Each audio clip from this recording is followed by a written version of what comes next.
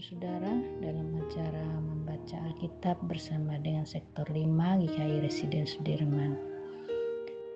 Hari ini jadwalnya dari Rotma pasal 7. Demikian bunyinya.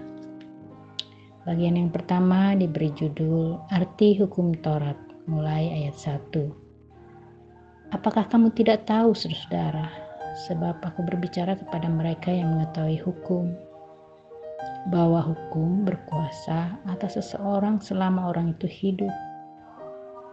Sebab seorang istri terikat oleh hukum kepada suaminya selama suaminya itu hidup. Akan tetapi apabila suaminya itu mati, bebaslah ia dari hukum yang mengikatnya kepada suaminya itu.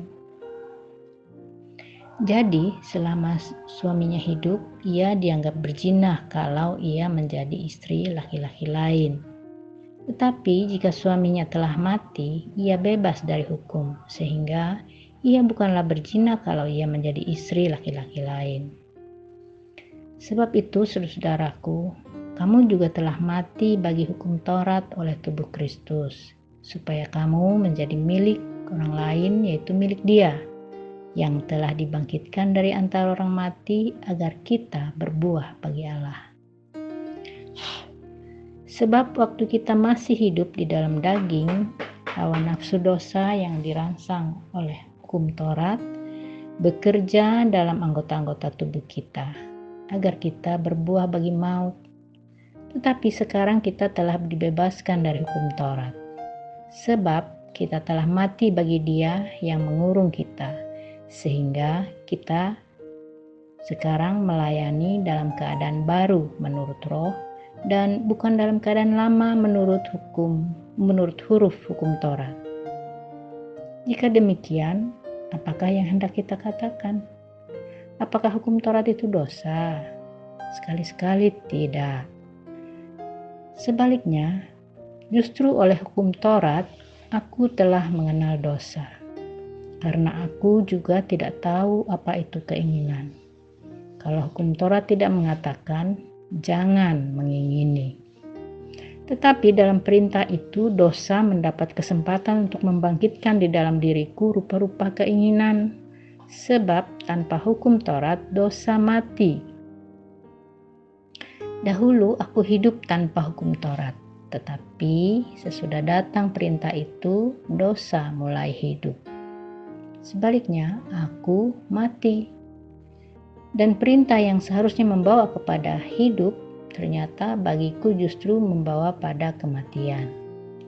Sebab dalam perintah itu, dosa mendapat kesempatan untuk menipu aku.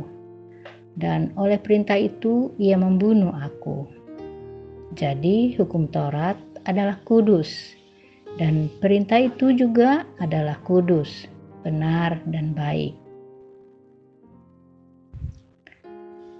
Bagian selanjutnya mulai ayat 13 diberi judul Perjuangan Hukum Taurat dan Dosa. Jika demikian, adakah yang baik itu menjadi kematian bagiku? Sekali-kali tidak.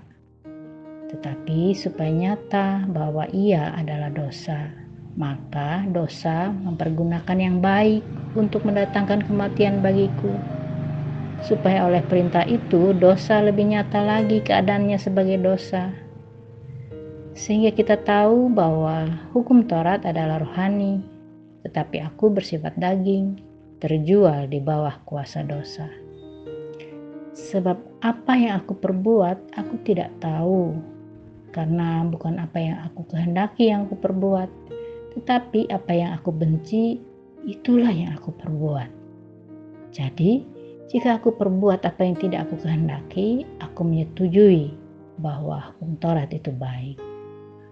Kalau demikian, bukan aku lagi yang memperbuatnya, tetapi dosa yang ada di dalam aku. Sebab aku tahu bahwa di dalam aku, yaitu di dalam aku sebagai manusia, tidak ada sesuatu yang baik. Sebab kehendak memang ada di dalam aku, tetapi bukan hal berbuat apa yang baik. Sebab bukan apa yang aku kehendaki, yaitu yang baik yang aku perbuat, melainkan apa yang tidak baik melainkan apa yang tidak aku kehendaki, yaitu yang jahat yang aku perbuat.